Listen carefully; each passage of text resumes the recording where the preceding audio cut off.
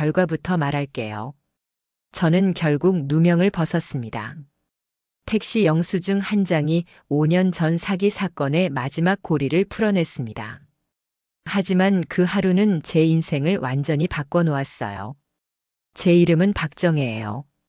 68살이고 38회 동안 초등학교에서 아이들을 가르치다 은퇴했습니다. 은퇴 후엔 도서관에서 책 정리 일을 하고 주말마다 반찬거리를 사러 시장을 돌았어요. 조용히 사는 게 가장 큰 행복이라고 믿었습니다. 그날은 장을 보고 나오는 길이었어요. 비닐봉지가 유난히 무거워 손목이 저려왔어요. 버스 정류장까지 걸을 힘이 없어서 택시를 세웠습니다. 노란 불빛이 번쩍하며 차가 섰어요. 운전석 창문이 반쯤 내려가고 중년 남자의 얼굴이 보였어요. 머리가 희끗했고 눈매가 무표정했습니다.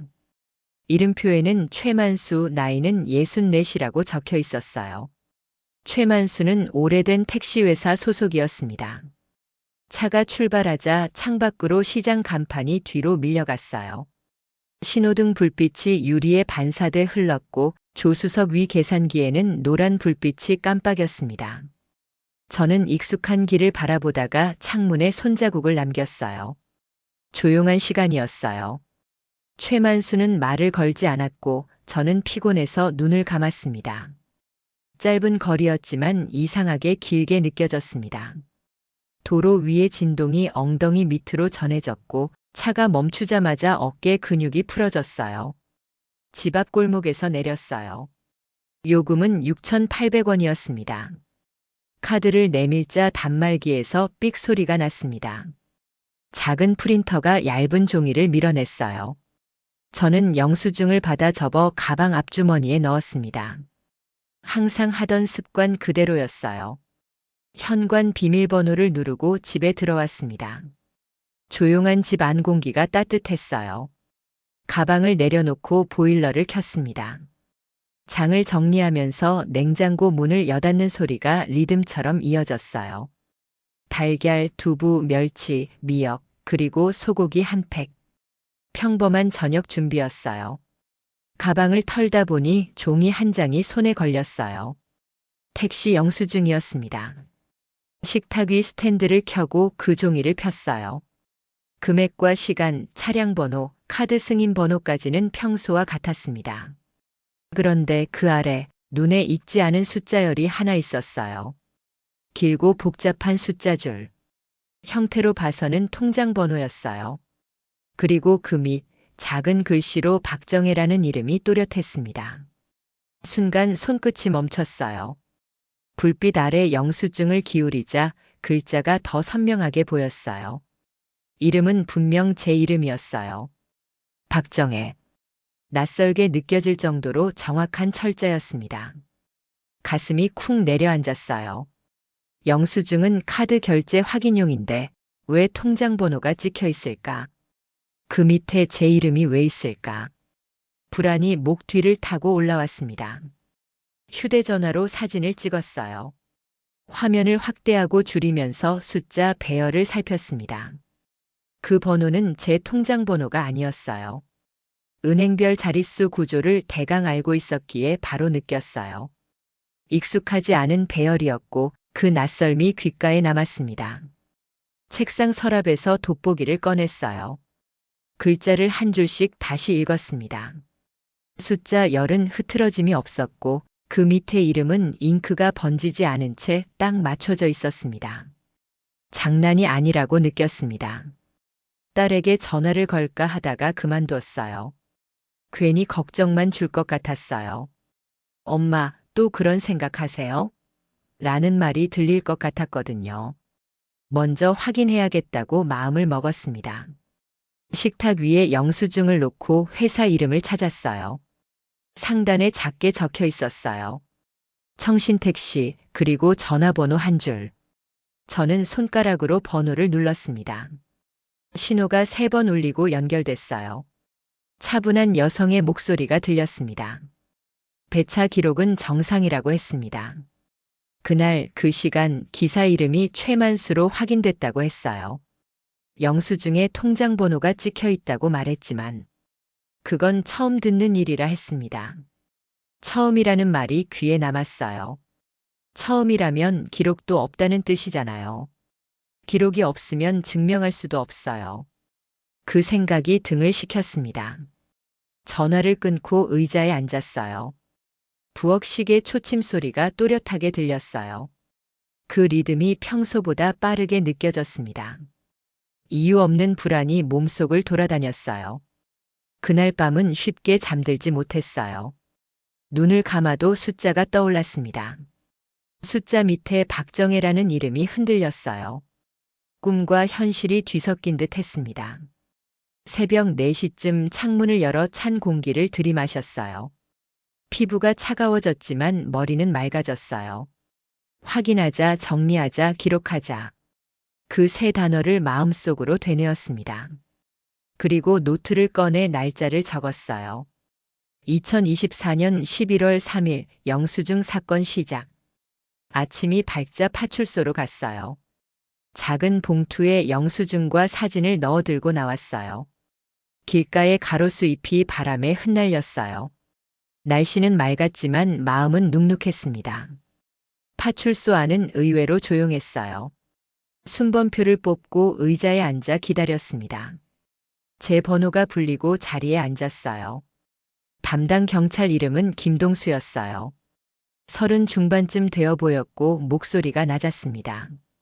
김동수는 영수증을 받아들고 한참을 들여다봤어요. 비슷한 사례가 가끔 있다는 말을 했습니다. 카드 단말기 오류나 시스템 충돌일 수도 있다 했어요. 그 말을 들으니 잠시 안심이 됐지만 한편으로는 찜찜했어요. 가끔이라는 건 나 말고도 있었다는 뜻이잖아요. 이 일이 우연이 아니라면 그 조각들 사이에 제 이름이 끼어 있을 수도 있었어요. 김동수는 영수증을 봉투에 다시 넣어 주었습니다. 확인해보고 연락하겠다고 말했습니다. 저는 고개를 끄덕였어요. 밖으로 나오자 햇빛이 눈부셨습니다. 그런데 이상하게 손끝은 여전히 차가웠습니다. 집으로 돌아와 복사본을 만들었어요. 파일에 끼워 넣고 제목을 적었습니다. 영수증 사건. 글씨를 쓰는 손이 조금 떨렸어요. 문서로 남기면 마음이 정리될 줄 알았는데 불안은 종이 사이로 스며들었습니다. 점심 무렵 택시 회사에서 전화가 왔어요. 내부 시스템 점검 중이라고 했어요.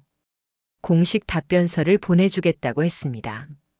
그 말이 얼마나 믿을 수 있을지는 모르겠지만 서류로 남는 약속은 그나마 길이 된다고 생각했습니다. 저녁이 되어 다시 영수증을 펼쳤어요. 조명을 비추자 종이의 질감이 평소보다 두껍게 느껴졌습니다. 손끝으로 그 표면을 문질렀어요. 착각일 수도 있다고 생각했지만 등줄기를 타는 싸늘한 기운은 분명했습니다. 그날 깨달았어요. 평범한 귀가길은 끝났다는 걸. 그리고 한 장짜리 종이가 사람의 인생을 바꿔놓을 수 있다는 걸. 며칠이 지났습니다. 파출소에서 봉투를 맡긴 날로부터 사흘째 되는 아침이었어요. 전화기 옆에서 커피를 시키며 기다렸지만 아무 연락도 오지 않았습니다. 문득 전화를 했던 젊은 경찰의 얼굴이 떠올랐어요. 이름은 김동수. 그가 적어둔 메모장의 한 줄이 어딘가에 남아있을 거라는 생각이 들었습니다. 하지만 아무리 기다려도 소식이 없었어요. 전화기 옆에 초록 불빛이 깜빡거릴 때마다 마음이 덜컥 내려앉았습니다. 기다림은 시간이 길어질수록 불안을 키웠습니다. 마치 무언가를 놓치고 있다는 느낌이었어요. 저는 결국 전화를 걸었습니다. 수화기 너머의 목소리는 낯선 사람이었습니다. 김동수는 자리에 없다고 했습니다. 조사 중이라는 짧은 말만 남기고 끊겼습니다. 그 말이 오히려 불안을 더 키웠어요. 조사 중. 그 한마디는 어쩌면 사건이 실제로 존재한다는 의미일지도 몰랐습니다. 손끝이 차가워졌습니다. 저는 식탁 위에 영수증 사진을 다시 열었어요. 그날 찍은 사진 속 글씨는 여전히 선명했습니다. 제 이름이 통장 번호 밑에 묵직하게 자리하고 있었어요. 잠들기 전마다 그 이미지를 떠올렸습니다. 꿈속에서도 숫자들이 이어졌고 그 밑에 제 이름이 반짝였어요. 빛이라기보다는 차가운 금 속의 윤기 같은 느낌이었어요. 아주 얇고 닿으면 베일 것 같은 날카로움이 있었습니다. 이틀 뒤 아침 전화가 울렸습니다. 벨소리 3번 만에 받아들었어요. 경찰서에서 걸려온 번호였습니다. 담담한 목소리가 들렸고 저는 곧장 외투를 걸쳤어요. 무엇인가 달라졌음을 직감했습니다. 바깥 공기는 맑았지만 차가웠습니다. 햇살은 부드러웠고 길가의 낙엽이 바람에 밀려 굴렀습니다. 그 순간에도 마음은 불안하게 흔들렸어요. 가방 속 봉투가 무겁게 느껴졌습니다. 그 안에는 영수증 원본과 복사본, 그리고 메모 한 장이 들어 있었어요. 통장 번호 밑에 이름, 이유를 알아낼 것. 그 문장은 아침마다 제 의지를 붙잡아주는 주문이었습니다. 파출소 문을 열자 묵은 먼지 냄새가 밀려왔습니다. 탁자 위엔 커피잔 2개가 식어 있었고 벽시계 초침이 느리게 움직이고 있었어요. 김동수가 의자에서 일어나 인사를 했습니다. 얼굴은 여전히 피곤해 보였지만 눈빛이 달라져 있었습니다. 그는 말 대신 책상 위 서류를 제 앞으로 밀어놓았습니다. 서류 위에는 영수증 사진이 흑백으로 인쇄돼 있었어요. 그 아래엔 빨간 줄이 그어져 있었습니다. 통장 번호. 그리고 그 밑에 작은 글씨로 참조 박정혜라는 메모가 찍혀 있었어요. 참조. 짧은 단어였지만 의미는 무거웠습니다. 제 이름이 누군가의 거래 기록에 붙어 있었다는 뜻이었습니다. 심장이 천천히 그러나 크게 뛰기 시작했어요. 기억 저편에서 몇 년 전의 일이 떠올랐습니다. 은퇴 직후 저는 잠시 소액 예금을 맡긴 적이 있었습니다.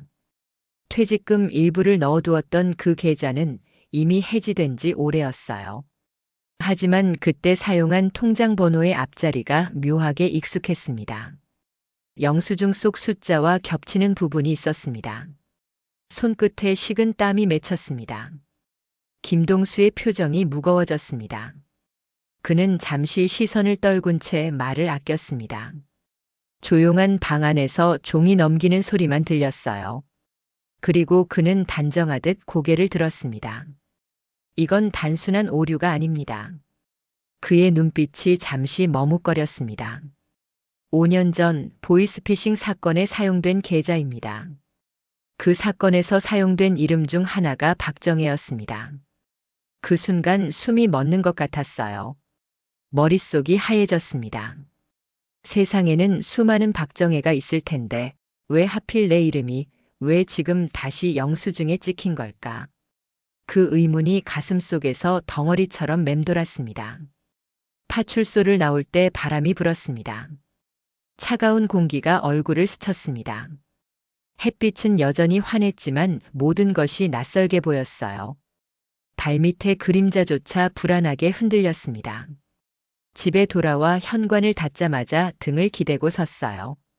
손가방이 바닥에 떨어졌습니다. 심장이 아직도 두근거렸습니다. 식탁 위에 영수증을 펼쳤어요. 그 종이는 더 이상 단순한 영수증이 아니었습니다. 과거의 그림자가 붙어 있는 증거처럼 느껴졌어요. 주방 불을 끄고 거실로 걸어갔습니다. 책장 위 서류함을 열어 오래된 통장들을 꺼냈어요. 오래전에 닫은 통장, 짧게 사용했던 적금 통장, 그리고 그중 하나 퇴직금 일부를 넣어두었던 통장이 손에 잡혔습니다. 표지를 열자 은행 도장이 희미하게 남아 있었어요. 계좌번호의 일부가 영수증 속 번호와 겹쳤습니다. 순간 머리가 띵해졌습니다. 오래된 기억이 희미하게 떠올랐어요. 그 시절 은행 창구의 낯선 남자. 요즘 신분증 확인 절차가 강화됐습니다. 그 말에 대충 웃으며 서류를 건넸던 기억이 있었습니다. 그때 내 개인정보가 복사된 건 아닐까? 그 생각이 머릿속을 스쳤습니다. 저녁이 다가올수록 마음은 불안과 분노로 뒤섞였어요. 이름을 빌려 쓴 누군가가 있다는 생각이 분노를 태웠습니다. 누군가는 나의 조용한 삶 뒤에서 내 이름을 이용했어요. 그 사람이 지금도 어딘가에서 숨 쉬고 있을지도 모른다는 생각에 등골이 서늘해졌습니다. 식탁 위에 노트를 꺼내 날짜를 적었습니다. 2024년 11월 7일. 내 이름 도용의심. 글씨를 쓰는 손이 떨렸습니다. 하지만 저는 계속 적었습니다. 두려움을 적으면 그 두려움이 조금은 작아지기 때문이었어요. 밤이 깊었습니다. 집안은 조용했지만 벽시계 초침 소리가 점점 커졌습니다. 그 리듬이 마치 제 심장 박동 같았어요. 긴장된 공기가 방 안을 떠돌았습니다. 그때 휴대전화가 울렸습니다. 미확인 번호. 심장이 순간 멎은 것 같았어요. 손끝이 미세하게 떨렸습니다. 화면의 숫자를 보는데 낯선 번호였습니다. 받을까 말까 망설이는 순간 벨소리가 멈추고 정적이 찾아왔습니다. 하지만 이내 문자가 도착했습니다. 택시 영수증 조심하세요. 짧은 문장이었지만 등줄기를 타고 한기가 올라왔습니다. 보낸 사람의 번호는 길고 낯설었어요. 저는 그 문장을 몇 번이나 다시 읽었습니다. 누가 왜 이런 말을 보냈을까? 가슴이 쿵 내려앉았습니다. 혹시 그날 택시기사였던 최만수일까? 하지만 그의 번호를 알 리 없었어요. 파출소에도 제 번호는 남겨두지 않았을 텐데. 어디에서 새어나갔을까? 머릿속이 복잡해졌습니다. 분노가 서서히 치밀어 올랐습니다. 이건 단순한 실수가 아니었습니다. 누군가가 나를 알고 있었고 그 사람은 지금 나에게 입 다물라는 신호를 보내고 있었습니다. 그 사실이 무서우면서도 오히려 마음 한구석이 냉정해졌습니다. 저는 메모지를 꺼내 시각과 번호를 적었어요. 손이 떨려 글씨가 삐뚤어졌지만 멈추지 않았습니다. 모든 걸 기록해야 한다는 생각뿐이었어요. 기록은 기억보다 오래 남습니다. 그리고 기억보다 강합니다. 창밖에서는 바람이 불고 있었어요. 가로등 불빛이 유리창 위에서 흔들렸습니다. 그 빛이 마치 낯선 눈처럼 보였어요. 누군가가 이 집을 지켜보고 있는 듯한 착각이 들었습니다. 밤새 잠을 이루지 못했어요. 새벽 4시 노트북을 켜서 검색창에 몇 가지 단어를 쳐봤습니다. 보이스피싱 피해자 명단, 이름 도용 사례 박정혜. 화면에는 비슷한 사건들이 줄줄이 떠올랐습니다. 이름이 같은 사람, 피해자, 가해자 모두 낯선 얼굴들이었어요. 그러나 한 가지 공통점이 있었습니다. 모두 나이 든 여성들이었고 대부분 혼자 살고 있었습니다. 심장이 서늘해졌어요. 나 같은 사람들을 노린 걸까? 저는 천천히 숨을 내쉬며 결심했습니다. 이제는 기다리지 않겠다고요. 누군가 내 이름을 함부로 썼다면 그 이유를 알아내야 한다고 생각했습니다. 그날 새벽 영수증을 다시 파일에 넣으며 저는 속삭였어요. 이제 시작입니다. 손끝에 남은 종이의 감촉이 낯설게 느껴졌습니다. 그 감촉은 종이가 아니라 오래된 흔적 같았습니다. 지워지지 않는 낙인처럼 제 이름은 거기 찍혀 있었어요. 하루가 멀다 하고 새벽에 눈이 떠졌어요. 잠을 자도 쉰 듯 했고 머리는 계속 무거웠습니다. 택시 영수증 한 장이 제 인생의 균형을 무너뜨린 뒤로 모든 것이 낯설어졌어요. 아침 햇빛조차 차갑게 느껴졌습니다. 며칠 동안 휴대전화를 꺼두었어요. 문자 하나 전화 한 통에도 몸이 움찔거렸습니다. 누가 또 연락할까봐, 누가 제 이름을 또 부를까봐 그 생각이 등줄기를 서늘하게 식혔습니다. 그러다 다시 파출소에서 전화가 왔어요. 짧은 진동이 탁자 위를 타고 손끝으로 전달됐습니다. 번호를 보는 순간 숨이 가빠졌어요. 김동수였습니다. 그의 목소리는 차분했지만 단단했습니다. 통화 내용은 길지 않았습니다. 확인할 게 있습니다. 그 말 한 줄이 머릿속에 메아리처럼 남았어요. 파출소로 향하는 발걸음이 무거웠습니다. 거리의 소음이 멀게 느껴졌고 심장은 또다시 불규칙하게 뛰기 시작했습니다. 문을 열자 낯선 냄새가 코끝을 스쳤어요. 철제 서류함의 냄새, 묵은 커피, 바닥의 먼지. 모든 게 이전보다 더 무겁게 느껴졌습니다. 김동수는 자리에 앉아 있었습니다. 책상 위에는 파일 한 권이 펼쳐져 있었어요. 그는 고개를 들지 않았습니다.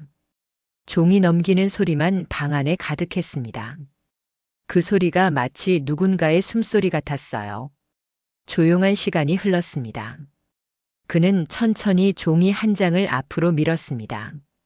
그 종이 위에는 숫자들이 나열되어 있었습니다. 그 숫자들 옆에 붉은 잉크로 작은 표시가 되어 있었어요. 입금 경로 확인 중. 그리고 그 아래 또박또박 적힌 글씨. 관련 계좌 박정의 명예. 그 문장을 보는 순간 숨이 막혔습니다. 가슴 속에서 뭔가 무너지는 소리가 들렸어요. 이제 의심이 아니라 사실이 되어버린 겁니다. 누군가가 제 이름으로 거래를 했습니다. 김동수의 얼굴에는 말로 표현하기 어려운 긴장이 서려 있었습니다. 그의 눈빛은 조심스러웠습니다. 하지만 그 조심스러움이 오히려 저를 더 불안하게 만들었습니다. 누군가가 내 이름을 돈과 함께 사용하고 있었다는 뜻이니까요.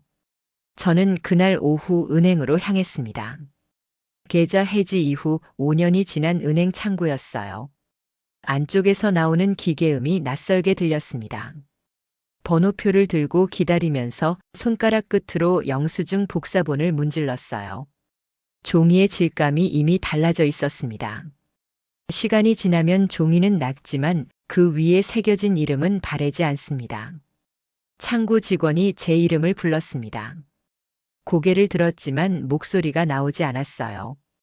오랜 기억 속의 창구 풍경이 스쳐 지나갔습니다. 5년 전 퇴직금 일부를 예치하러 왔던 그날. 창구 맞은편에 앉아있던 남자의 얼굴이 어렴풋이 떠올랐어요. 희끗한 머리, 금태 안경, 그리고 손목에 시계. 시간은 오래 흘렀지만 그 표정이 이상하게 또렷했습니다. 그때 그 남자가 제 서류를 받아들며 잠시 미소를 지었어요. 그 미소가 지금에 와서야 의미를 갖기 시작했습니다. 그 사람은 누구였을까? 직원이었을까? 아니면 스쳐 지나간 손님이었을까? 확신할 수 없었지만 그 짧은 순간이 모든 시작이었다는 생각이 들었습니다. 은행 조회 결과는 냉정했습니다. 해지된 지 오래된 계좌라 조회 기록이 남아있지 않다고 했습니다. 하지만 시스템상 동일 이름의 계좌가 타 지역에서 사용 중이라고 했습니다. 그 말에 손끝이 떨렸어요. 누군가 제 이름으로 새로운 계좌를 만들었다는 뜻이었습니다. 은행을 나서는 길, 햇빛이 하얗게 내리쬐고 있었지만 앞이 잘 보이지 않았어요. 도로 위 차량들이 그림자처럼 느리게 움직였어요. 저는 가방을 꼭 쥐었습니다. 손바닥에서 땀이 배어 나왔습니다. 세상이 낯설어졌어요. 집으로 돌아와 의자에 앉자마자 숨이 길게 빠져나왔어요. 방 안 공기가 묵직했습니다. 눈앞에는 영수증, 서류 복사본, 그리고 메모들이 흩어져 있었어요. 그 종이들이 모두 제 이름을 품고 있었어요. 하지만 그 이름은 더 이상 저 자신을 뜻하지 않았습니다. 밤이 찾아왔습니다. 조용한 집안에 냉장고 돌아가는 소리만 들렸습니다. 전등 불빛이 하얗게 번졌어요. 탁자 위 영수증 잉크가 그 빛을 받아 반짝였어요. 그 반짝임이 마치 누군가의 시선 같았어요. 보이지 않는 사람이 제 이름을 바라보고 있는 듯 했습니다. 휴대전화를 켜니 부재중 전화가 2통 남아 있었습니다. 번호는 서로 달랐지만 둘 다 낯선 지역 번호였습니다. 저는 즉시 그 번호를 적었습니다. 그리고 메모장 한가운데 굵은 글씨로 썼어요. 누군가 나를 알고 있다. 잠이 오지 않았습니다. 불을 끄고 누워도 귀 안쪽에서 여전히 초침 소리가 울렸습니다. 불안을 견디기 위해 머릿속으로 숫자를 세었어요. 1, 2, 3, 4, 5. 그런데도 마음은 진정되지 않았습니다. 그날 새벽 저는 결심했습니다. 기다리면 아무것도 바뀌지 않는다는 걸 깨달았어요. 직접 움직이기로 했습니다. 이른 아침 노트와 봉투, 파일을 챙겼습니다. 파출소 대신 시청 민원실로 향했어요. 개인정보 보호과 그리고 행정기록 열람 신청서. 그 문서를 작성하면서 손끝이 떨렸습니다. 공무원의 시선이 스쳐갔지만 저는 눈을 피하지 않았습니다. 진실은 기록 안에 있습니다. 그 사실 하나만 믿었어요. 며칠 뒤 시청에서 전화가 왔습니다. 조회 결과가 나왔다고 했습니다. 2개의 동일 이름 계좌. 하나는 제가 예전에 사용하던 실제 계좌였고 다른 하나는 타 지역의 사무실 주소로 개설된 계좌였습니다. 그 주소를 들었을 때 머릿속이 멈췄어요. 그곳은 청신택시 본사가 있던 곳이었습니다. 손끝이 저렸어요. 그곳은 제가 영수증에서 처음 본 회사 이름이었습니다. 우연이라고 하기엔 너무 정확했어요. 모든 실마리가 한 곳으로 모여들고 있었습니다. 저는 노트를 펼쳐 날짜를 적었습니다. 2024년 11월 10일. 청신택시 이름 도용 추정. 그 글씨를 쓰며 느꼈습니다. 이제 사건의 중심이 보이기 시작했습니다. 창문을 열자 바람이 들이쳤어요. 커튼이 크게 흔들렸습니다. 그 바람에 종이들이 흩날렸어요. 하얀 종이 위에 잉크가 번졌습니다. 이름 일부가 희미해졌어요. 하지만 완전히 지워지진 않았습니다. 박정혜, 그 세 글자는 여전히 남아 있었습니다. 저는 그걸 보고 깨달았습니다. 이제 이건 단순한 사건이 아니라는 걸요. 누군가가 제 삶의 한쪽을 차지하고 있었어요. 그리고 저는 그 그림자를 따라가야 했습니다. 두려움보다 분노가 컸습니다. 분노보다 강한 건 의지였습니다. 그날 밤 저는 탁자 위에 영수증을 펴놓고 조용히 속삭였어요. 당신이 누구든 끝까지 찾아낼 겁니다. 목소리는 떨렸지만 의지는 분명했습니다. 그 말이 방 안 공기 속으로 흩어졌습니다. 그 순간부터 제 마음속의 불안은 다른 이름으로 바뀌었습니다. 그건 공포가 아니라 싸움의 예고였습니다. 청신택시.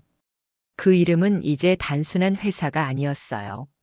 모든 단서가 그곳으로 향하고 있었습니다. 그 단어를 보는 순간 머릿속이 묘하게 울렸습니다. 우연이 아닌 의도의 냄새가 났어요. 며칠을 망설였지만 결국 찾아가 보기로 했습니다.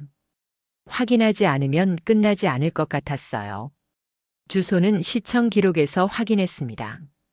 제가 사는 동네에서 차로 30분 거리, 공단 주변의 오래된 상가 건물 한쪽이었어요. 아침 햇살이 흐리게 번진 날이었어요. 가방에 영수증 원본과 메모, 신분증을 넣고 나왔습니다. 버스를 타고 가는 동안 창밖의 풍경이 묘하게 멀게 느껴졌어요. 길가의 간판 글씨들이 낯설었고 사람들의 표정이 모두 무표정하게 보였습니다. 도착한 곳은 오래된 4층 건물이었어요. 입구 유리문엔 청신택시라는 희미한 파란 글씨가 붙어 있었어요. 유리문 안쪽엔 사람의 인기척이 거의 없었습니다. 낡은 형광등이 깜빡였고 바닥에 고무 매트에 먼지가 쌓여 있었어요. 문을 밀고 들어가자 기름 냄새가 희미하게 섞인 공기가 느껴졌습니다. 차량 수리용 장갑과 엔진 오일 냄새가 뒤섞여 있었어요. 안쪽에 낡은 접이식 책상 2개가 있었고 벽엔 택시 운행표가 빛바랜 상태로 붙어 있었습니다. 사람이 보이지 않았어요. 하지만 안쪽에서 서류 넘기는 소리가 들렸습니다. 저는 한 걸음 다가섰어요. 그리고 낯선 남자의 뒷모습을 보았습니다. 넓은 어깨, 검은 모자, 회색 점퍼. 그 뒷모습이 이상하게 익숙했어요. 심장이 순간적으로 쿵 내려앉았어요. 그날 택시 안에서 봤던 운전자의 뒷목, 헤어라인의 모양이 같았습니다. 입술이 마르고 손끝이 떨렸어요. 하지만 저는 조용히 서 있었습니다. 그 남자가 천천히 몸을 돌렸습니다. 그 얼굴에는 낯선 주름이 잡혀 있었어요. 희끗한 머리, 짙은 눈썹, 그리고 오래된 눈빛. 가볍게 미소 짓는 듯 했지만 그 눈빛은 무언가를 감추고 있었습니다. 여기 일 보러 오셨습니까? 낮은 음성, 익숙한 톤. 분명히 택시 안에서 들었던 그 목소리였습니다. 하지만 이건 회상입니다. 그때의 공기, 그때의 숨소리가 그대로 느껴졌어요. 저는 그때 깨달았습니다. 최만수는 여전히 여기에 있었어요. 그는 아무 일도 없다는 듯 책상 위 서류를 정리하고 있었습니다. 그러나 제 안에서는 폭풍이 일어나고 있었어요. 그를 보며 저는 문득 이상한 생각이 들었어요. 만약 이 모든 게 조직적으로 조작된 것이라면 그는 단순한 기사일 수 없었습니다. 그의 손끝에는 정보가, 그의 눈에는 계산이 있었어요. 벽에 붙은 운행일지를 살폈습니다. 택시 번호 57-3482. 그 번호가 영수증에 적힌 차량 번호와 일치했습니다. 확신이 들었습니다. 이곳이 맞았습니다. 이곳이 출발점이자 끝이었어요. 최만수는 여전히 말이 없었습니다. 그의 침묵이 오히려 설명이 되었어요. 방 안은 적막했지만 그 적막 속엔 의도적인 냄새가 섞여 있었어요. 기름 냄새에 섞인 잉크 냄새. 복사용 토너 냄새가 분명히 느껴졌습니다. 사무실 한쪽엔 오래된 프린터가 놓여 있었어요. 그 기계 옆에는 영수증 롤지가 여러 개 쌓여 있었습니다. 빛이 흘러들면서 롤지 위에 잉크가 희미하게 반짝였어요. 그 잉크의 색이 내가 들고 있던 영수증의 색과 같았습니다. 그 순간 등골을 타고 한기가 흘렀습니다. 손끝이 저렸어요. 누군가 이 기계로 내 이름이 찍힌 가짜 영수증을 만들었다는 확신이 들었습니다. 그 사실이 몸 안에서 천천히 분노로 바뀌었어요. 저는 주위를 둘러봤어요. 벽 한쪽에는 버려진 영수증 뭉치가 있었어요. 그중 일부는 절반만 인쇄된 상태로 잘려 있었습니다. 종이 끝에는 다른 이름이 찍혀 있었어요. 이은숙, 정미자, 한인자. 모두 중년 여성의 이름이었습니다. 순간 손끝이 얼어붙었어요. 나만이 아니었습니다. 이건 개인의 문제가 아니었어요. 누군가가 여러 사람의 이름을 찍고 있었습니다. 숨이 막혔습니다.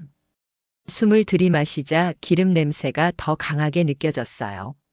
눈앞이 잠시 흔들렸습니다. 최만수는 여전히 말이 없었어요.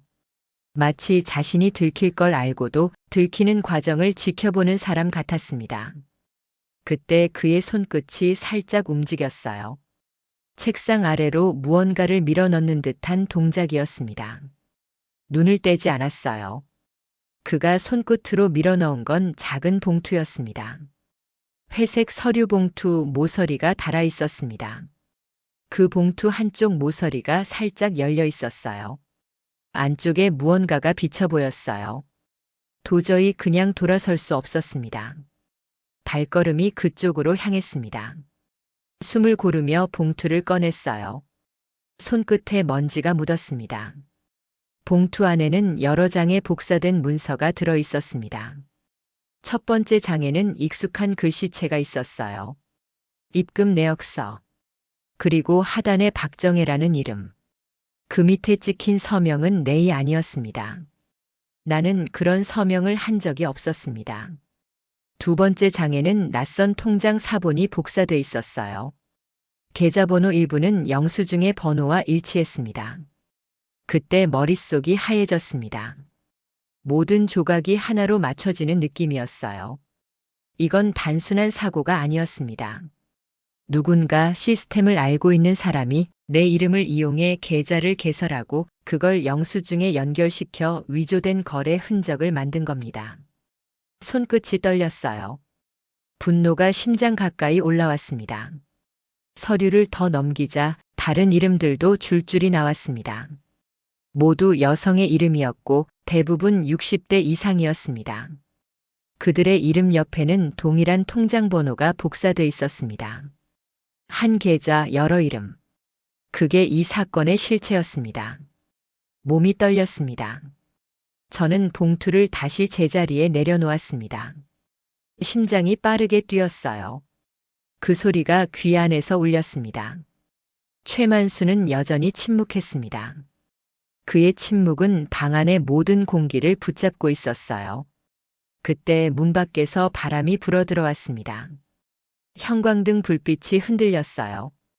방 안 공기가 뒤섞이며 먼지가 떠올랐습니다. 그 순간 책상 아래로 빛이 비쳤어요. 작은 철제 상자가 있었습니다. 열쇠 구멍이 달린 서류함 같은 상자였어요. 상자 앞에는 작은 종이 조각이 붙어 있었어요. 57-3482. 제가 탄 택시 번호였습니다. 그 숫자를 보는 순간 손끝이 얼어붙었습니다. 그 상자가 진짜였어요. 이 사건의 시작점이자 모든 걸 숨겨둔 공간이었습니다. 가슴이 쿵 내려앉았습니다. 심장이 무겁게 뛰기 시작했어요. 그 상자 안에 내 이름이 또 있을 것 같았습니다.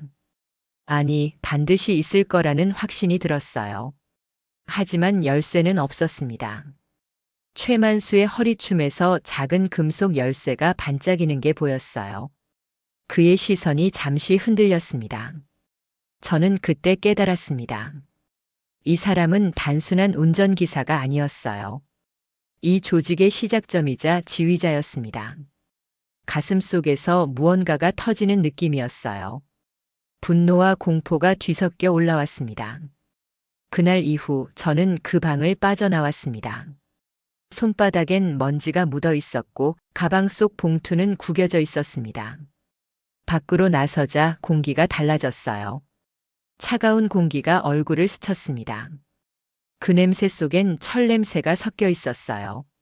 진실의 냄새였습니다. 집으로 돌아오는 길 버스 창문에 제 얼굴이 비쳤어요. 눈가의 주름, 희끗한 머리카락, 그 얼굴이 낯설게 느껴졌습니다. 나는 평생 교사로 살았고 남에게 피해를 준 적 없었어요. 그런데 지금 누군가는 내 이름을 흉기로 만들고 있었습니다. 그날 밤 탁자 위에 모든 서류를 펼쳐두었습니다. 그 종이들 사이로 잉크 냄새가 퍼졌어요. 조용한 밤 종이 위에 제 이름들이 서로 겹쳐 보였어요. 다른 서체, 다른 잉크, 다른 위치. 하지만 모두 같은 세 글자. 박, 정, 애. 눈물이 났어요. 두려움 때문이 아니었어요. 모욕감이었어요. 이름 하나로 평생의 신뢰가 흔들리고 있었어요. 그 이름이 더럽혀졌다는 사실이 참을 수 없었습니다. 하지만 울음은 오래가지 않았어요. 곧 마음이 차가워졌습니다. 진실을 찾아야 했습니다. 이제 이 사건은 제 것이 아니라 이름을 빼앗긴 모든 사람의 것이었어요. 저는 노트를 펼쳐 다시 썼습니다. 청신택시 내부 조작, 영수증 위조 시스템, 피해자 다수, 확인 필요. 펜 끝이 종이를 누르는 힘이 세졌어요. 손끝이 하얗게 질릴 만큼 눌렀습니다. 이제 되돌아갈 수 없었습니다. 이미 길 위에 올라섰습니다. 내 이름을 되찾기 위한 싸움이 시작되었습니다. 다음 날 새벽 눈을 떴을 때 방 안은 아직 어두웠어요. 창문 틈으로 새어 들어온 희미한 불빛이 벽에 길게 비쳤습니다. 손끝이 먼저 움직였어요. 탁자 위에 흩어진 서류를 다시 모으고 봉투를 덮었습니다. 그 속에는 어제 청신택시 사무실에서 가져온 복사본들이 들어 있었어요. 잉크 냄새가 아직도 남아 있었습니다. 그 냄새가 밤새도록 코끝을 스쳤습니다. 새벽 공기가 차가웠어요. 숨을 들이마시자 목구멍이 싸하게 식었습니다. 오늘은 다시 파출소로 가야 했습니다. 이제는 더 이상 미루면 안 된다고 생각했어요. 진실을 누가 감추고 있다면 그게 누구든 끌어내야 했습니다. 손가방에 봉투를 넣는 순간 손끝이 떨렸습니다. 그 안에는 증거가 들어 있었습니다. 이름이, 계좌가, 인쇄된 거짓이, 그리고 또 다른 피해자들의 흔적이 있었습니다. 거리를 걷는 동안 머릿속이 복잡했어요. 사람들의 발소리가 멀리서 메아리처럼 들렸습니다. 하루의 시작이었지만 제 마음은 이미 한참 무거웠습니다. 햇빛이 어깨를 비추었지만 그 따뜻함이 피부에 닿지 않았어요. 파출소 문을 열자 낡은 철제 문 소리가 났습니다. 그 소리가 오래된 기억을 두드렸어요. 김동수가 제 모습을 보자 잠시 멈칫했습니다. 그 표정 속엔 놀람보다는 피로가 섞여 있었어요.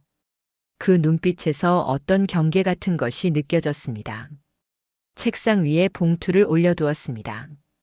손끝에 묻은 먼지를 털며 말했어요. 이 안에 사건의 흔적이 있습니다.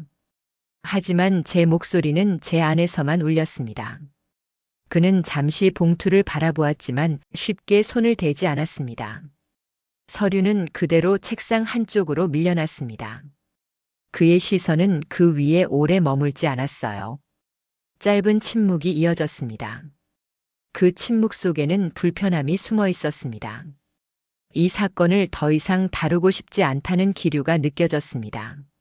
손끝이 차가워졌어요. 무언가 잘못되고 있다는 느낌이 들었습니다. 그의 시선은 문 쪽을 향하고 있었어요. 마치 누군가의 눈치를 보는 듯 했습니다. 말은 없었지만 그의 표정이 말해주고 있었어요. 이 사건은 파출소 차원을 넘은 일이었습니다. 김동수는 조용히 숨을 내쉬었어요. 그 숨소리가 유난히 길게 들렸습니다. 그리고 천천히 말했습니다. 이건 제가 다룰 수 있는 선을 벗어났습니다. 그 말은 마치 벽에 부딪히는 소리처럼 들렸습니다. 그 순간 머릿속에서 무언가 부서지는 소리가 났어요. 손끝에 힘이 들어갔습니다. 파출소의 공기가 무겁게 느껴졌습니다. 저는 봉투를 다시 집어들었습니다. 종이의 모서리가 손가락을 스쳤습니다. 날카로운 통증이 짧게 스쳤어요. 그 통증이 이상하게 생생했습니다. 그는 제게 시청으로 가보라고 했습니다. 경제범죄 전담팀이 있다고 했어요. 그곳에 자료를 제출하면 정식 조사로 넘길 수 있다고 했습니다. 하지만 그의 말투는 자신 없었습니다. 마치 그 이후의 일은 자신과 상관없다는 듯한 태도였어요. 파출소 문을 나서며 하늘을 올려다봤습니다. 흰 구름 사이로 햇빛이 비쳤지만 그 빛이 눈부시지 않았어요. 햇빛은 언제나 같은데 그 아래에 있는 사람들의 표정만 달라졌습니다. 시청까지 가는 길은 멀었습니다. 버스를 타고 창문에 머리를 기댔어요. 유리창이 차가웠습니다. 그 차가움이 오히려 마음을 다잡게 했습니다. 눈을 감으니 머릿속에서 숫자들이 떠올랐습니다. 영수증의 통장 번호, 계좌의 앞자리, 그 모든 숫자들이 하나의 문장을 만드는 듯 했어요. 누군가 의도적으로 이름을 덮었다. 그 문장이 머릿속에서 또렷해졌습니다. 시청 민원실은 오전이라 한산했습니다. 번호표를 뽑고 기다리는 동안 벽에 걸린 공지문을 멍하니 바라봤어요. 모두들 각자의 서류를 품고 앉아 있었고 그 얼굴들 속에 묘한 공통점이 보였어요. 피곤한 표정, 작은 한숨, 그리고 포기한 듯한 눈빛. 제 차례가 되자 자리를 옮겼습니다. 창구 너머의 젊은 직원은 고개를 숙인 채 키보드를 두드렸어요. 손끝의 움직임이 빠르고 규칙적이었어요. 하지만 그 규칙성 속에 인간적인 온기는 느껴지지 않았습니다. 기계가 처리하고 시스템이 저장하고 사람이 사라지는 공간이었습니다. 서류를 제출했습니다. 봉투 안에 복사본과 영수증, 메모 이름표. 직원은 무표정하게 봉투를 넘겼어요. 기계음이 짧게 울리고 접수 도장이 찍혔습니다. 그 소리가 이상하게 싸늘하게 느껴졌어요. 모든 절차는 완벽하게 진행됐지만 그 어디에도 확인하겠습니다라는 말은 없었습니다. 집으로 돌아오는 길, 발밑 그림자가 길게 늘어졌습니다. 걸음이 느려졌어요. 모든 것이 허공에 흩어지는 기분이었습니다. 손에 쥔 접수증이 종이 조각처럼 가벼웠습니다. 문득 뒤를 돌아봤습니다. 시청 건물의 유리 외벽이 햇빛에 반짝였어요. 그 빛이 눈을 찔렀습니다. 그 속에서 제 얼굴이 잠시 비쳤어요. 피곤한 눈, 굳게 담은 입, 그 얼굴이 낯설었습니다. 며칠이 흘렀습니다. 전화는 오지 않았습니다. 이상하게 고요했습니다. 마치 누군가가 의도적으로 침묵을 만들어낸 듯 했어요. 시청에서도 파출소에서도 아무도 연락하지 않았습니다. 불안이 다시 찾아왔어요. 방 안의 공기가 답답했습니다. 밤마다 영수증의 숫자들을 바라보다 잠들었어요. 그 숫자들이 눈앞에서 춤추듯 흔들렸습니다. 가끔은 내 이름이 숫자 사이로 끼어 있는 꿈을 꾸었습니다. 그 꿈에서 내 이름은 점점 작아졌고 마지막엔 완전히 지워졌어요. 그때마다 숨이 막혔습니다. 하루는 우편함에 작은 흰 봉투가 꽂혀 있었어요. 발신인은 없었습니다. 봉투 안에는 흑백 사진 한 장이 들어 있었어요. 사진 속에는 청신택시 사무실의 내부가 찍혀 있었어요. 책상 위에 상자, 그 상자 위에 놓인 열쇠, 그리고 제 이름이 적힌 서류 한 장. 누군가 그 방에 다시 들어갔던 겁니다. 손끝이 떨렸어요. 사진 뒷면에는 글씨가 적혀 있었습니다. 꺼져 있는 기록을 켜세요. 짧은 문장이었지만 그 한 줄이 머릿속을 강하게 울렸습니다. 꺼져 있는 기록. 그건 어쩌면 시스템 안의 비밀, 지워진 데이터 혹은 감춰진 파일을 뜻할지도 몰랐습니다. 누군가가 내부에서 이 사실을 알고 있다는 의미였습니다. 도움을 주려는 사람일 수도 또 다른 경고일 수도 있었어요. 밤새 그 문장을 곱씹었습니다. 꺼져 있는 기록을 켜라. 그 말이 자꾸 마음속을 울렸습니다. 누군가 이 사건의 내부에 있고 그 사람이 저를 지켜보고 있다는 확신이 들었어요. 그날 이후 저는 잠을 거의 자지 못했습니다. 눈을 감으면 사진 속 상자와 열쇠가 떠올랐어요. 이제 그 상자 안에 무엇이 있는지 확인하지 않으면 안 될 것 같았습니다. 다시 청신택시로 가야 했어요. 그곳이 두려움의 시작이자 진실의 문이었으니까요. 새벽 4시 노트를 펼쳐 날짜를 적었습니다. 2024년 11월 18일. 청신택시 재방문 예정. 글씨를 쓰는 손이 묘하게 안정되어 있었어요. 두려움 대신 냉정함이 남아 있었습니다. 이제는 무서움이 아니라 증명해야 할 사명이 되었습니다. 창밖에는 아직 어둠이 남아 있었어요. 가로등 불빛이 희미하게 깜빡였습니다. 그 불빛 아래 제 그림자가 길게 늘어졌습니다. 그 그림자가 마치 다른 사람처럼 보였어요. 내 이름을 빼앗아간 또 다른 나, 그 그림자를 마주보며 다짐했습니다. 이제는 더 이상 피하지 않겠습니다. 진실이 어디에 있든 끝까지 걸어가겠습니다. 이름을 되찾는 일, 그건 결국 나 자신을 되찾는 일이라는 걸 깨달았습니다. 그날 새벽 눈을 뜨자마자 몸이 먼저 움직였습니다. 벽시계는 5시를 가리키고 있었어요. 방 안은 여전히 어둡고 조용했습니다. 가로등 불빛이 커튼 사이로 스며들어 벽에 희미한 선을 그렸어요. 그 빛이 마치 누군가의 손가락처럼 보였습니다. 조용히 저를 부르고 있었어요. 탁자 위에는 어젯밤 적어둔 노트가 펼쳐져 있었습니다. 청신택시 재방문 꺼진 기록. 짧은 문장이었지만 그 안에는 결심이 담겨 있었어요. 따뜻한 물 한 컵을 마시고 천천히 외투를 걸쳤습니다.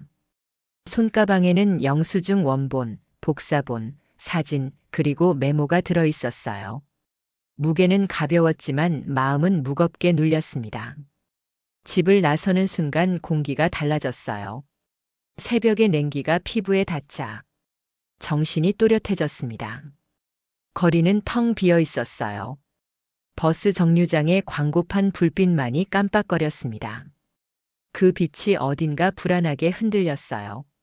버스를 타고 창밖을 바라보며 심장을 진정시키려 했지만 박자가 계속 빨라졌습니다. 청신택시 건물 앞에 도착했을 땐 하늘이 조금 밝아오고 있었습니다. 4층짜리 회색 건물은 여전히 어두웠어요. 창문 대부분이 닫혀 있었고 유리문 안쪽엔 불이 꺼져 있었습니다. 하지만 문틈 사이로 희미한 소리가 들렸습니다. 철제 서류함이 열리고 닫히는 소리 같았어요. 손잡이에 손을 얹자 차가운 금속 감촉이 느껴졌어요. 문은 잠겨 있지 않았습니다. 살짝 밀자 부드럽게 열렸어요. 안쪽의 공기가 어제보다 묵직했습니다. 기름 냄새와 종이 타는 냄새가 섞여 있었어요. 마치 누군가가 서류를 태운 듯한 잡내였습니다. 안으로 들어서자 낡은 형광등 하나가 깜빡이며 켜졌습니다. 그 빛이 천천히 방 안을 훑었어요. 책상 위엔 어제 보았던 프린터가 여전히 있었습니다. 그 옆에는 반쯤 타버린 영수증 조각들이 흩어져 있었어요. 잉크 자국이 번져 있었고 종이 끝이 까맣게 그을려 있었습니다. 누군가가 이곳을 정리하려 한 흔적이었습니다. 모든 것을 지우려는 손길이 지나간 자리였어요. 심장이 빠르게 뛰었어요. 손끝에 식은 땀이 맺혔습니다. 책상 밑으로 몸을 숙였어요. 어제 보았던 철제 상자가 그대로 있었습니다. 열쇠 구멍 주변에 긁힌 자국이 새로 생겨 있었어요. 누군가가 서둘러 열려 한 흔적이었습니다. 열쇠는 없었지만 상자 옆에 부서진 나무 자루가 굴러 있었습니다. 억지로 비틀었던 모양이었어요. 심호흡을 했습니다. 손끝으로 열쇠 구멍을 더듬자 안쪽에서 금속이 살짝 움직였습니다. 살짝 밀자 뚜껑이 들렸어요. 잠금이 완전히 닫히지 않았던 겁니다. 뚜껑이 열리며 안에서 종이 냄새가 진하게 퍼졌습니다. 묵은 먼지와 잉크 냄새가 섞인 오래된 기록의 냄새였습니다. 상자 안에는 여러 개의 봉투가 차곡차곡 쌓여 있었어요. 각 봉투에는 이름표가 붙어 있었고 손글씨로 적힌 이름들이 줄지어 있었습니다. 이정순, 박정혜, 정미자, 한인자. 내 이름이 두 번째 봉투에 있었습니다. 손끝이 저렸어요. 봉투를 꺼내자 안에서 문서 몇 장이 흘러나왔습니다. 복사된 신분증 사본, 통장 사본, 거래 내역표. 모두 정교하게 위조된 자료들이었습니다. 이름은 내 이름이었지만 사진 속 인물은 낯선 얼굴이었어요. 심장이 멈춘 듯 했습니다. 손끝이 서류를 부여잡았어요. 잉크 냄새가 강하게 느껴졌습니다. 눈앞의 활자들이 흐릿하게 번졌어요. 이건 내 인생을 흉내낸 기록이었습니다. 누군가 내 이름으로 살아왔습니다. 서류를 더 뒤적이자 하단에 서명란이 있었습니다. 그곳엔 내 필체와 비슷한 서명이 찍혀 있었어요. 하지만 그 획의 흐름이 달랐습니다. 필압이 일정했고 글씨가 기계적으로 정렬돼 있었습니다. 복사된 서명이었습니다. 머리가 어지러워졌어요. 잠시 벽에 손을 짚었습니다. 벽은 차갑고 거칠었습니다. 그 차가움이 정신을 붙잡아줬어요. 눈을 뜨자 방 안구석에 누군가의 코트가 걸려 있었습니다. 회색 모직 코트, 어제 봤던 최만수가 입고 있던 코트였습니다.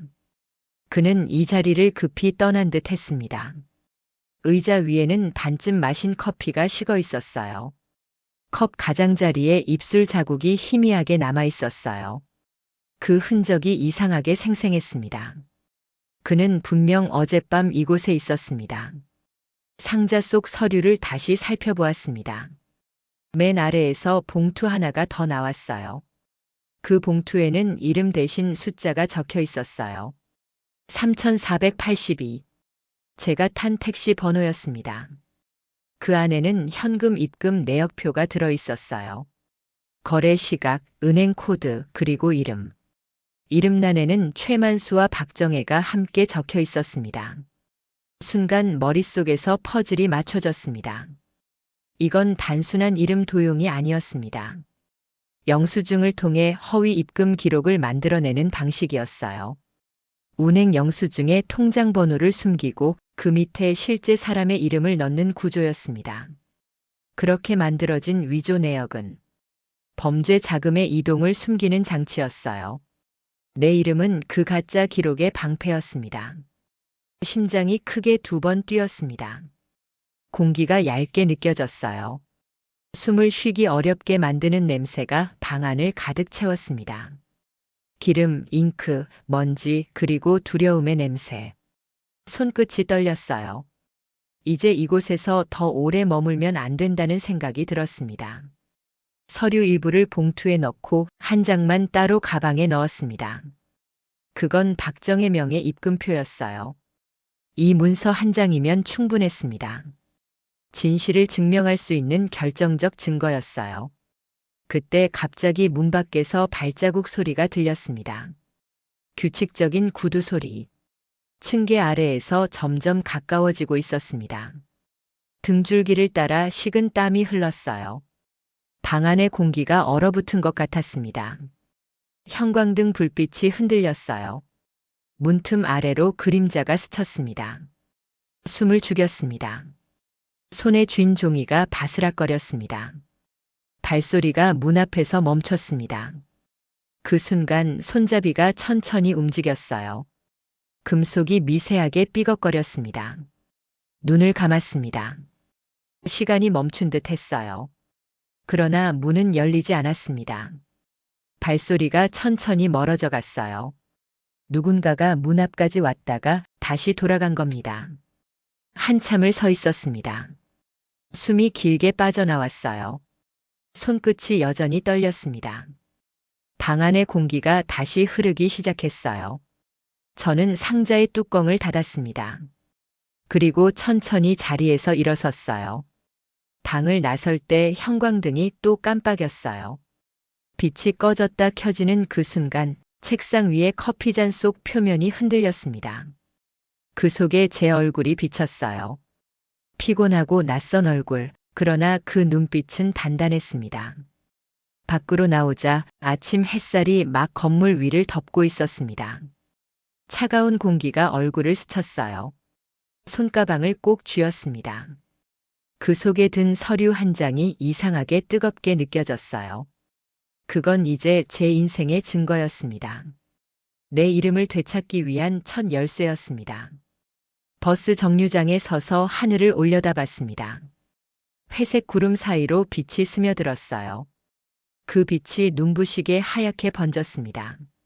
그 순간 마음속에서 두려움이 조금씩 사라지고 있었어요. 대신 이상한 평온이 자리 잡았습니다. 이제 무서움보다 강한 건 확신이었습니다. 그날 밤 집으로 돌아와 서류를 다시 펼쳤습니다. 잉크 냄새가 여전히 남아 있었어요. 손끝으로 문서의 가장자리를 쓰다듬었습니다.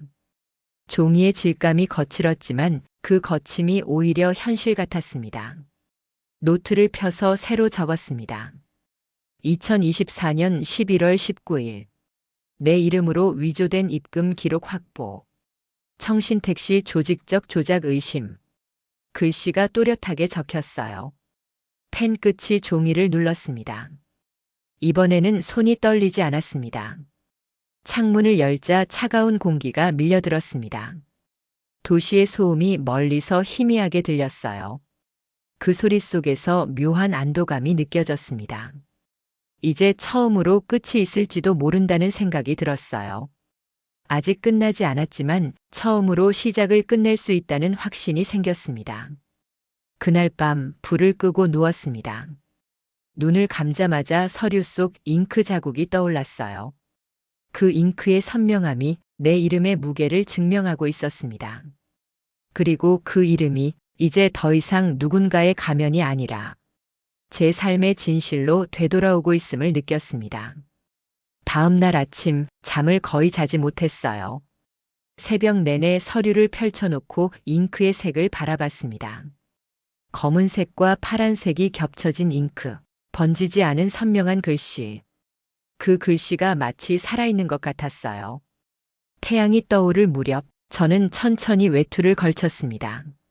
손가방에는 전날 확보한 문서 한 장이 들어 있었습니다. 박정의 명의 입금표. 이 한 장이면 충분했습니다. 이제 이걸 들고 경찰서로 가야 했어요. 그곳에서 진실을 말해야 했습니다. 거리를 걷는 동안 공기가 달라졌어요. 차가운 바람이 뺨을 스쳤고 손끝이 서서히 얼어붙었습니다. 하지만 마음은 이상하게 차분했습니다.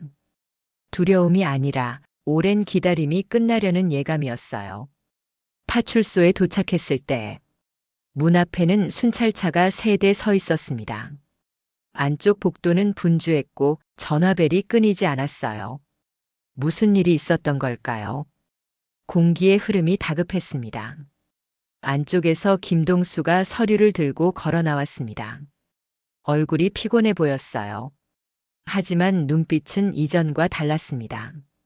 그의 표정에는 경계 대신 결심이 묻어 있었습니다. 책상 위에 문서를 꺼내 올려두었습니다. 손끝이 종이 위를 천천히 눌렀어요. 이게 마지막입니다. 입술이 말라 있었지만 그 한마디가 방 안 공기를 멈추게 했어요. 김동수는 문서를 받아들고 천천히 읽었습니다. 눈빛이 서서히 변했습니다. 잉크가 번지지 않은 서명, 거래 날짜, 통장 번호, 그리고 이름. 모든 것이 치밀하게 짜인 위조였어요. 그는 잠시 숨을 고르더니 서류를 파일 속에 넣었습니다. 그 표정 속엔 묵직한 결의가 있었어요. 마침내 이 사건이 움직이기 시작했습니다. 그날 오후 수사본부가 꾸려졌습니다. 경제범죄 전담팀에서 직접 나왔습니다. 여러 명의 형사들이 사무실 안을 오갔어요. 책상 위엔 복사기와 서류 더미가 쌓였습니다. 공기 속엔 잉크와 커피 냄새가 섞여 있었어요. 모두의 얼굴이 굳어 있었습니다. 한 형사가 청신 택시로 출발한다는 말을 남기고 나갔습니다. 그 순간 가슴 안쪽이 덜컥 내려앉았어요. 그곳에는 아직 남아있을지도 모르는 상자와 봉투들이 있었어요. 혹시 누군가가 모든 걸 지워버리기 전에 그들이 도착하길 바랐습니다. 시간이 느리게 흘렀어요. 시계 초침이 유난히 크게 들렸습니다. 저는 의자에 앉아 손끝을 맞잡았습니다. 차가운 금속 느낌이 손바닥에 닿았습니다. 심장이 천천히 그러나 강하게 뛰었어요. 오후 4시쯤 전화벨이 울렸습니다. 김동수가 전화를 받았어요. 그의 얼굴이 굳었습니다. 눈빛이 단단해졌습니다. 그리고 그 표정이 모든 걸 말해줬어요. 청신택시 사무실에서 압수수색이 이루어졌습니다. 서류 더미, 프린터, 상자, 그리고 제 이름이 적힌 봉투들이 모두 발견되었습니다. 그 중에는 어제 제가 두고 온 봉투도 포함되어 있었습니다. 서류의 절반은 이미 소각된 상태였지만 남은 일부가 모든 걸 증명하고 있었어요. 조직은 단순하지 않았습니다. 청신택시 내부 직원 일부와 외부 브로커가 연계되어 있었습니다. 이름을 도용하고 영수증 시스템을 조작해 허위 입금 내역을 만들어내는 구조였어요. 그리고 그 모든 중심에 최만수라는 이름이 있었습니다. 그는 택시 기사 신분을 이용해 실제 운행 기록과 위조 영수증을 섞어냈습니다. 그 번호로 입금된 돈은 다른 이름의 계좌로 흘러갔어요. 그 계좌 명의 중 하나가 제 이름이었습니다. 내 이름은 그 사람들의 범죄를 감추는 가면이었습니다. 손끝이 떨렸습니다. 분노가 목구멍까지 차올랐어요. 한때 평범한 하루였던 영수증 한 장이 이토록 깊은 어둠과 닿아 있을 줄은 몰랐습니다. 그날 밤 저는 경찰서 안의 의자에 앉아 있었습니다. 형광등 불빛이 하얗게 번졌어요. 공기 속에는 피로와 긴장이 섞여 있었습니다. 모두의 표정이 무거웠습니다. 최만수는 체포되었습니다. 그의 집에서 다수의 위조 서류와 인쇄 장비가 발견되었다고 했습니다. 손끝이 식었습니다. 그 이름을 듣는 순간 심장이 천천히 내려앉았어요. 안도감과 허무함이 동시에 밀려왔어요. 이제 끝이 보이는데 기쁨은 느껴지지 않았습니다. 이름이 더럽혀진 시간만큼 마음의 색도 발해 있었어요. 형광등 아래에서 손을 바라봤습니다. 손등에 핏줄이 도드라져 있었어요. 그 위로 미세한 떨림이 느껴졌습니다. 저는 그 손으로 수없이 글씨를 쓰고 아이들의 이름을 불러왔어요. 그 이름들이 제 삶이었는데 이제 제 이름이 누군가의 죄를 덮는 데 쓰였다는 사실이 참을 수 없이 아팠습니다. 조사는 길게 이어졌습니다. 형사들은 서류를 정리하고 각 계좌의 흐름을 추적했습니다. 그들의 손끝이 바쁘게 움직일수록 제 안의 시간이 조금씩 멈췄어요. 마치 내 인생이 서류 속으로 들어가는 느낌이었어요. 밤 10시가 넘어서야 조사가 끝났습니다. 밖으로 나오니 공기가 차가웠어요. 하늘엔 별이 희미하게 떠 있었어요. 그 빛이 눈부시게 고요했습니다. 가방 안의 서류는 이제 증거가 아니라 내 삶의 일부가 되어 있었습니다. 손끝으로 종이를 만지자 거칠고 단단한 감촉이 느껴졌어요.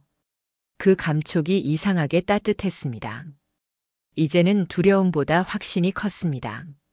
진실은 밝혀졌습니다. 하지만 마음은 완전히 자유롭지 않았어요.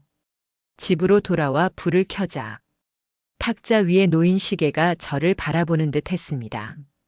초침이 일정한 리듬으로 움직이고 있었어요. 그 소리가 묘하게 위로처럼 들렸습니다. 창문을 열자 바람이 불었습니다. 바람 속에 먼지 냄새가 섞여 있었어요. 그 냄새가 현실 같았습니다. 모든 게 끝난 듯 보였지만 어딘가에 아직 남은 조각들이 있음을 알 수 있었습니다. 노트를 펴서 마지막 줄을 적었습니다. 2024년 11월 21일 청신택시 조직 검거 내 이름의 명예 회복. 펜 끝이 종이 위에서 멈췄습니다. 글씨가 또렷했어요. 이제야 끝이 보였습니다. 하지만 그 끝은 단순한 결말이 아니었어요. 삶의 한쪽이 무너졌고 그 자리에 새로운 문이 열렸습니다. 이름을 지켜내기 위해 걸어온 시간, 그 길 위에서 나는 내 자신을 다시 배웠습니다. 세상은 여전히 복잡하고 어둡지만 그 안에서도 작은 진실 하나는 빛을 냅니다. 불을 끄고 눈을 감았습니다. 귀 안쪽에서 심장 소리가 들렸습니다. 그 소리가 일정했습니다. 고요하고 단단했습니다. 그제야 비로소 마음이 잠시 멈췄어요. 긴 싸움이 끝났음을, 그리고 내 이름이 다시 나에게 돌아왔음을 느꼈습니다. 모든 것이 끝난 지 보름이 지났습니다. 세상은 아무 일도 없었던 것처럼 흘러가고 있었어요. 길가의 은행나무 잎이 거의 다 떨어졌고 아침 공기에는 겨울 냄새가 났습니다. 하지만 제 마음속엔 아직 그날의 잉크 냄새가 남아 있었습니다. 신문 한 켠에 작은 기사가 실렸습니다. 청신택시 위조 영수증 사건 일당 검거. 사진도 이름도 없었지만 그 한 줄의 활자가 마음속에 묵직하게 박혔습니다. 내 이름은 빠져 있었어요. 그게 오히려 다행이었습니다. 이제는 세상에 내 이름이 다시 오르내리지 않길 바랐어요. 사건이 마무리된 뒤 며칠 동안 아무 일도 하지 못했습니다. 낮에는 멍하니 앉아 있었고 밤에는 불 꺼진 방에서 시계를 바라봤어요. 초침이 가만히 움직이는 걸 보며 생각했습니다. 이름 하나를 되찾는데 이렇게 많은 시간이 필요했구나. 탁자 위엔 아직도 봉투 하나가 남아 있습니다. 그 안에는 영수증 원본이 들어 있어요. 잉크가 약간 바랬지만 통장 번호와 제 이름은 여전히 또렷했습니다. 손끝으로 문질러 보면 종이가 약간 거칠어요. 그 질감이 이상하게 위로처럼 느껴졌습니다. 요즘은 아침마다 노트를 펼칩니다. 기록은 제게 남은 습관이 되었어요. 그날그날의 온도, 하늘색, 작은 일들. 이름을 잃어버렸던 시간이 길었던 만큼 이제는 사소한 것 하나도 기록하고 싶어졌어요. 글씨를 쓰는 손이 예전보다 느려졌지만 그 느림이 좋아요. 급할 것도 증명할 것도 없으니까요. 며칠 전 김동수에게 연락이 왔습니다. 사건이 종결되었다는 짧은 통보였어요. 그는 끝까지 말이 없었지만 그 침묵 속에는 미안함과 안도가 함께 있었어요. 그 말 한마디 대신 저는 오래된 노트를 한 장 찢어서 접어 책갈피에 끼웠습니다. 진실은 종이 위에서도 살아남는다. 짧은 문장, 그러나 제 마음의 결론이었습니다. 가끔은 창문을 열고 바람을 맞습니다. 그 바람이 얼굴을 스치면 그날 청신택시 사무실의 냄새가 희미하게 떠올라요. 잉크 냄새, 기름 냄새, 먼지 냄새. 그 모든 냄새들이 지금은 멀게 느껴집니다. 이제는 두렵지 않습니다. 그 냄새들은 더 이상 나를 위협하지 않아요. 그저 지나간 시간의 한 단면일 뿐입니다. 오늘은 도서관에 들렀습니다. 퇴직 이후 자원봉사를 다시 시작했어요. 책을 정리하고 오래된 표지를 닦으며 시간을 보냅니다. 손끝에 묻은 먼지를 털며 느꼈어요. 이제 제 이름을 스스로 다시 부를 수 있게 되었다고요. 책장 위에 붙은 이름표엔 여전히 이렇게 적혀 있습니다. 자원봉사자 박정혜. 그 글씨를 볼 때마다 마음이 이상하게 따뜻해져요. 이름이 다시 제자리에 돌아왔다는 확신이 듭니다. 저녁이 되면 조용한 음악을 틀어요. 방 안에 노을빛이 들어옵니다. 그 빛이 벽을 따라 천천히 움직여요. 그걸 보며 생각합니다. 이름은 단순한 글자가 아니라 사람의 존재를 기억하게 만드는 소리라는 걸요. 누군가의 입에서 내 이름이 다시 불릴 때 그건 내가 살아있다는 증거입니다. 밤이 깊으면 창밖을 바라봅니다. 멀리 도로 위의 차들이 불빛을 늘어뜨리고 달립니다. 그 불빛이 마치 시간의 흔적처럼 느껴져요. 그 길이 어딘가에도 또 다른 누군가의 이름이 찍힌 영수증이 남아있을지도 모르겠어요. 하지만 이제는 두렵지 않습니다. 이름을 지키는 방법을 알게 되었으니까요. 이제 영수증은 봉투 안 깊숙이 넣어두었습니다. 더 이상 그걸 바라보지 않아도 괜찮아요. 그건 내 인생의 증거이자 다시는 반복되지 않을 기록이니까요. 밤 공기가 차가워졌습니다. 커튼 사이로 달빛이 흘러들어와 바닥에 닿았습니다. 그 빛 위에 제 그림자가 얹혔어요. 그 그림자를 보며 속삭였습니다. 이제 괜찮아요. 그 말이 방 안에 오래 맴돌았습니다. 심장은 여전히 천천히 뛰고 있었습니다. 이름을 되찾은 사람의 리듬으로 새로운 하루가 시작되고 있었어요. 오늘 제 이야기를 들으면서 당신 마음 한쪽에도 잊고 지낸 이름 하나가 떠오르셨나요? 이름은 누군가의 인생이자 그 사람의 온 기억입니다. 여기는 마음극장입니다.